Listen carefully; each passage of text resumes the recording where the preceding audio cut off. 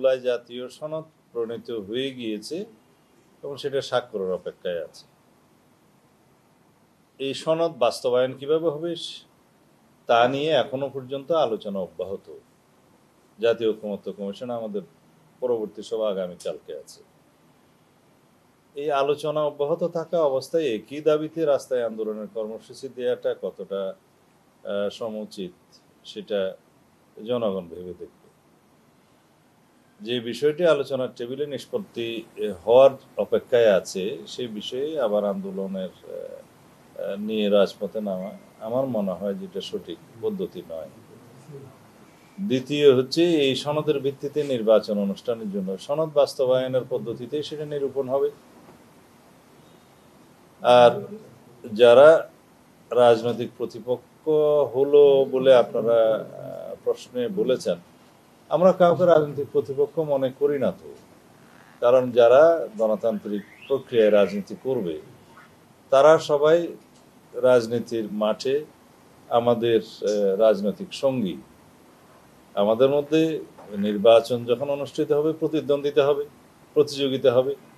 তাছাড়া রাজনৈতিক চর্চায় বিভিন্ন রকমের মতভিন্নতা থাকতে পারে, সেটা তারা জনগণের সামনে তাদের বক্তব্য দিবে, আমরা আমাদের বক্তব্য দেব। সেটার বিচারের দায়িত্ব, বিবেচনার দায়িত্ব জনগণের।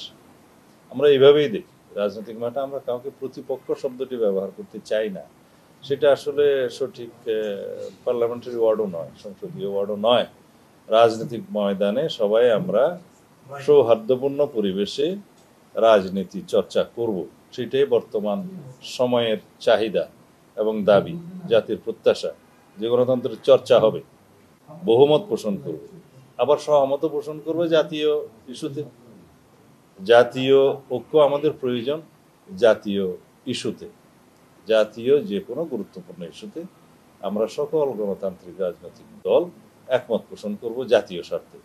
কিন্তু আমাদের মতভিন্নতা, প্রতিদ্বন্দ্বিতা, প্রতিযোগিতা থাকবে নির্বাচনের ক্ষেত্রে। আর গণতান্ত্রিক প্রক্রিয়ায়, বহুদলীয় গণতান্ত্রিক চর্চায় বিভিন্ন রাজনৈতিক দলের বিভিন্ন মতাদর্শ থাকবে, আদর্শ থাকবে, ফিলোসফি থাকবে। সেটা নিয়ে তারা রাজনীতি করবে, জনগণের সামনে তারা সেটা উপস্থাপন করবে, এটাই রীতি। আমরা লক্ষ্য করলাম জাতীয় ঐকমত্য কমিশনের টেবিলে আলোচনায় যে সমস্ত বিষয়গুলো আমরা আলোচনা করেছি, উত্থাপিত হয়েছে, এই বিষয়ের মধ্যে অনেক বিষয় ছিল, কিছু বিষয় ছিল না। তার মধ্যে পিআর পদ্ধতি নির্বাচনের বিষয়টি নিম্নকক্ষে আমাদের আলোচনার টেবিলে ছিল না। যারা আজকে পিআর পদ্ধতিতে নিম্নকক্ষ চাই বলে দাবিতে আন্দোলন করছেন, তারাও সেই আলোচনায় অংশগ্রহণ করেছে। কিন্তু ঐকমত্য কমিশনের আলোচনার সূচিতে না থাকলে সেই বিষয়ে ঐকমত্য কমিশনের আওতাভুক্ত কোনো বিষয়ে আমি কথা বলতে পারি, কিন্তু এই বিষয়ে কথা বলতে পারি না। তবে রাজনৈতিক বক্তব্য হিসেবে কোনো দল মাঠে যদি সেই দাবি উত্থাপন করে, আমরাও গণতান্ত্রিক প্রক্রিয়ায় তার বিপক্ষে আমাদের যা বক্তব্য আছে সেটা আমরা রাজনৈতিক মাঠে ময়দানে দেব। ইতিমধ্যে আমরা দিয়েছি যে বাংলাদেশে নিম্নকক্ষে এবং উচ্চকক্ষে কোথাও পিআর পদ্ধতি আমরা চাই না। কেন চাই না তার পক্ষে আমরা আমাদের যুক্তি দিয়েছি। যেমন বাংলাদেশের রাজনৈতিক কালচার এবং নির্বাচনের ইতিহাস কোনোটার সাথেই সামঞ্জস্যপূর্ণ নয় এই পিআর পদ্ধতি। পৃথিবীর বিভিন্ন দেশে বিভিন্ন রকমের বিভিন্ন পিআর পদ্ধতি চালু আছে। তার মধ্যে সেই পিআর পদ্ধতিগুলো আমাদের পার্শ্ববর্তী একটি দেশেও তার পরিণাম আমরা দেখতে পাচ্ছি। দুর্বল সরকার ব্যবস্থাপনা হয় পিআর পদ্ধতিতে। কোনোদিন সাধারণ মেজরিটি নিয়ে সরকার গঠন করা খুবই মুশকিল এবং একটা অস্থিতিশীল অবস্থা সরকার ব্যবস্থা প্রতিষ্ঠিত হয় এবং একটা সব সময়ের জন্য কোয়ালিশন পার্লামেন্ট এবং কোয়ালিশন গভর্নমেন্ট হয়।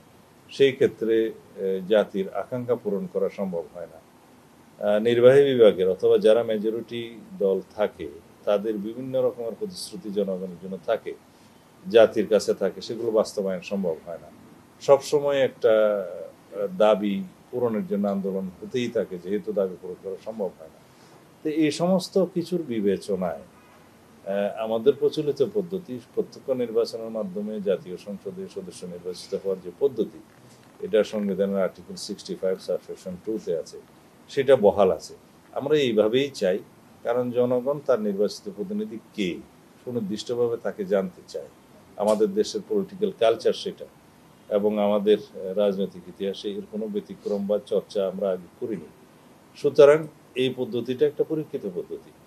তার বাইরে কোনো রাজনৈতিক স্বার্থে, রাজনৈতিক হীন উদ্দেশ্যে অথবা কিছু আসন বেশি প্রাপ্তির উদ্দেশ্যে যদি আমরা একটা অস্থিতিশীল রাষ্ট্র ব্যবস্থা, সরকার ব্যবস্থা, সংসদীয় ব্যবস্থার দিকে যাই, তাহলে এটা আমাদের জাতীয় জীবনের জন্য একটা ভয়ঙ্কর পরিণতি নিয়ে আসবে ভবিষ্যতে। সেই জন্য আমরা এই পিয়ার পদ্ধতিকে প্রত্যাখ্যান করি। এদেশের জনগণ পিয়ার পদ্ধতি পক্ষে নয়। কেউ যদি এই রাজনৈতিক দাবি তাদের নির্বাচনী ম্যানিফেস্টোতে উল্লেখ করে পরবর্তী নির্বাচনে অংশগ্রহণ করে, তারা যদি ম্যান্ডেট প্রাপ্ত হয়, তখন তারা জাতীয় সংসদে সেভাবে আইন প্রণয়ন করতে পারবে।